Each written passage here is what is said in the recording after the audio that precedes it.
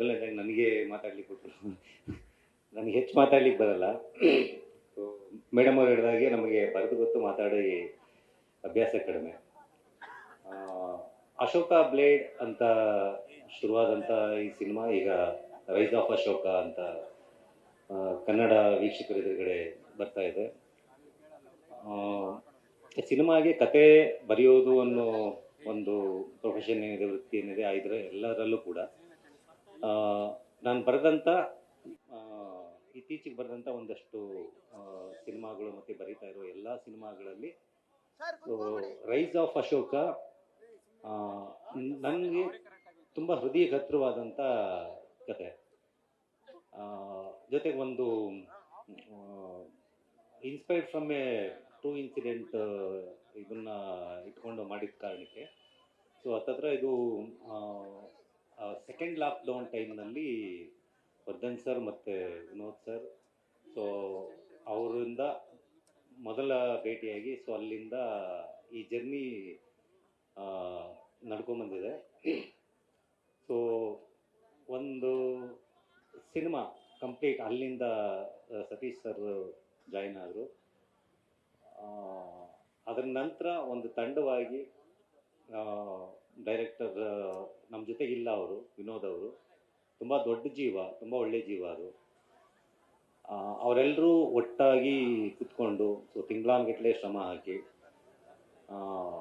Versions ಮೇಲೆ versions ಅಂತ ಬರಿತಾ ತಿದ್ದಿ ತೀಡಿ ಸೊ ಎಲ್ಲವನ್ನು ಮಾಡಿ ಸೊ ನಂತರ ಶೂಟಿಂಗಿಗೆ ಹೋದ್ವಿ. ಸೊ ಶೂಟಿಂಗನ್ನ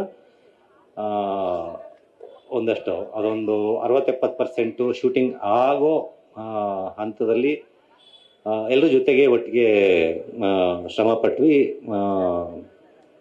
ಬಟ್ ಫೇಟ್ಫುಲಿ ಸೊ ಸಿನಿಮಾದ ಡೈರೆಕ್ಟರ್ ಆಗಿದ್ದಂಥ ವಿನೋದ್ ದೊಂಡಾಳಿ ಅವರು ಸೊ ನಮ್ಮನ್ನು ಬಿಟ್ಟು ಅಗಲಿದ್ರು.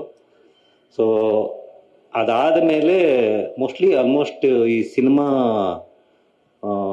ಆಲ್ಮೋಸ್ಟ್ ಇದು ಮುಗಿದ ಕಥೆನೇ ಇದು ಅಂತ ನನಗನ್ನಿಸ್ತಾ ಇತ್ತು. ಇದೇನಾಗುತ್ತೋ ಏನೋ, ಎಲ್ಲರೂ ಅಷ್ಟೊಂದು ಶ್ರಮ ಹಾಕಿದ್ವಿ, ಸೊ ಮುಂದೇನೋ ಏನು ಕಥೆನೋ ಅನ್ನೋ ಥರದ್ದು ಇದರಲ್ಲಿದ್ದಾಗ ವಿನೋದ್ ಅವ್ರದ್ದು ಕಾರ್ಯಗಳೆಲ್ಲ ಮುಗಿದ ನಂತರ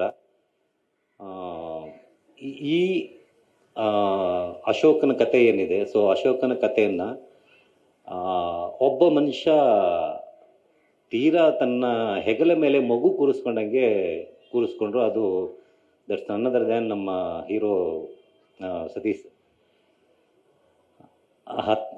ನಾನು ಗಮನಿಸ್ತಾನೇ ಇದ್ದೆ. ಸೊ ಇದು ಏನೇನು ನಾನು ಬೇರೆ ಬೇರೆ ಸಿನಿಮಾಗಳಲ್ಲಿ ತೊಡಕೊಂಡು ಸೊ ರೈಟಿಂಗ್ನಲ್ಲಿ ಬ್ಯುಸಿ ಆಗಿದ್ದ ಕಾರಣಕ್ಕೆ ನಾನು ಹೆಚ್ಚು ಅದಕ್ಕೆ ತೊಡ್ಕೊಳ್ಳೋದಕ್ಕೆ ಆಗಲಿಲ್ಲ. ಬಟ್ ಗಮನಿಸ್ತಾ ಇದ್ದೆ ಆವಾಗಲಿಂದನೂ. ಸೊ ಇಲ್ಲಿ ತನಕನೂ ಚಿತ್ರದ ಮೊದಲನೇ ಹಾಡು ಬರೋ ತನಕನೂ ಕೂಡ ಸೊ ಸತೀಶ್ ಅವರು ಈ ಸಿನಿಮಾನ ತಾನು ಹೆತ್ತ ಮಗುಗಿಂತ ಹೆಚ್ಚಿನದಾಗಿ ತಮ್ಮ ಹೆಗಲ ಮೇಲೆ ಕೂರಿಸ್ಕೊಂಡು ಇಲ್ಲಿ ತನಕ ತೊಗೊಂಬರ್ತಾ ಇರೋದು. ಆ್ಯಂಡ್ ಇನ್ನೇನು ಅದು ಸಿನಿಮಾ ಪ್ರೇಕ್ಷಕರಿಗೆ ತೆರೆ ಮೇಲೆ ದಾಟಿಸೋದಕ್ಕೆ ಒಂದು ಹಠ ತೊಟ್ಕೊಂಡು ನಿಂತಿರೋದು. ಆ್ಯಂಡ್ 3 ಭಾಷೆಯಲ್ಲಿ ಸಿನಿಮಾ ಬರ್ತಾ ಇರೋದು ಅನ್ನೋದು ಅದು ಕಡಿಮೆ ಮಾತಲ್ಲ ಅದು. ಯಾಕೆಂದರೆ ಕತೆ ಬರೋದು ನನಗೆ ಗೊತ್ತು. ಸೊ ಈ ಕಥೆಯನ್ನು ಅಚೀವ್ ಮಾಡೋದು, ಅದರ ಪೋಸ್ಟ್ ಪ್ರೊಡಕ್ಷನ್, ಅದರ VFX ಅದು ಅದು ಎಷ್ಟು ಟಫೆಸ್ಟ್ ಜಾಬ್ ಅಂದ್ಕೊಂಡು ಅಂತ. ನಿಜಕ್ಕೂ ಈ ದಿನ ಇಲ್ಲಿ ಸೊ ಸಿನಿಮಾದ ಮೊದಲನೇ ಹಾಡು ರಿಲೀಸ್ ಆಗೋ ಹಂತದಲ್ಲಿ I am very much thankful to Vardhan sir, Vinay Dondale ಅವರೇನಿದ್ರು ಸೊ ಅವ್ರಿಗೂ ನಾವು ಥ್ಯಾಂಕ್ಸ್ ಹೇಳಬೇಕು. ಸತೀಶ್ ಸರ್ ಒಂಥರ ಈ ಛಲಬಡದ ತ್ರಿವಿಕ್ರಮನ್ ಥರ, ಅಂದರೆ ಬೆನ್ನಿಗೆ ಬಿದ್ದು ಬೇತಾಳ್ದಂದೆ ಈ ಸಿನಿಮಾನ ಇದನ್ನು ಒಂದು ದಡ ಮುಟ್ಟಿಸ್ತೀನಿ ಅಂತ ತೊಡೆ ತಟ್ಟು ನಿಂತ್ಕೊಂಡ್ರಲ್ಲ, ಅವರ ಧೈರ್ಯಕ್ಕೆ, ಅವರ ಹಠಕ್ಕೆ, ಅವ್ರಿಗಿರೋಂಥ ಕರೇಜ್ಗೆ, ಧೈರ್ಯಕ್ಕೆ ಎಷ್ಟು ಸೆಲ್ಯೂಟ್ ಮಾಡಿದ್ರು ಸಾಲದು. I am very much grateful ಸಿಯಟ. I am really proud of you. ಇಷ್ಟು ನನಗೆ ಇದ್ರ ಮೇಲೆ ಹೆಚ್ಚೇನು ಇದು ಮಾಡೋಕ್ಕೆ ಬರಲ್ಲ. ಅಂದರೆ ಹಾಡುಗಳು ಬಂದು ಶೂಟಿಂಗ್ ಟೈಮ್ನಲ್ಲಿ ನಾವು ಒಂದಷ್ಟು ಇದು ಕೇಳಿದ್ವಿ. ಸೊ ಹಾಡುಗಳು ಕೇಳಿದಾಗ ಇದಕ್ಕಾಗುತ್ತದೆ ಅಂತ ಇಲ್ಲ ನೋಡಿ, ಇದು ಶೂಟಿಂಗ್ ನೋಡಿ, ಇದರಲ್ಲಿ ಶೂಟಿಂಗ್ನಲ್ಲಿ ನೋಡ್ಬಿಟ್ಟು ಆಮೇಲೆ ಮಾತಾಡಿ ಅಂತ ಸತೀಶ್ ಹೇಳಿದರು. ಶೂಟಿಂಗು ಒಂದು ಹಾಡು ಶೂಟಿಂಗ್ ಆಗ್ತಾ ಇರ್ಬೇಕಾದ್ರೆ ಶ್ರೀರಂಗಪಟ್ಟಣದಲ್ಲಿ ನಾನು ಅದನ್ನು ನೋಡಿದ್ದೆ. ಅದು ನೋಡಿದ್ಮೇಲೆ ಅನ್ನಿದ ತಕ್ಷಣವೇ ಸತೀಶ್ ಸರ್ ಅವ್ರಿಗೆ ಅಲ್ಲೇ ಹೇಳಿದೆ, ಅದು ಇಲ್ಲ ನಾನು ರಾಂಗು, ನೀವು ಕರೆಕ್ಟ್ ಇದ್ದೀರ ಅದು ಅಂದ್ಕೊಂಡು ಅಂತ. ಆ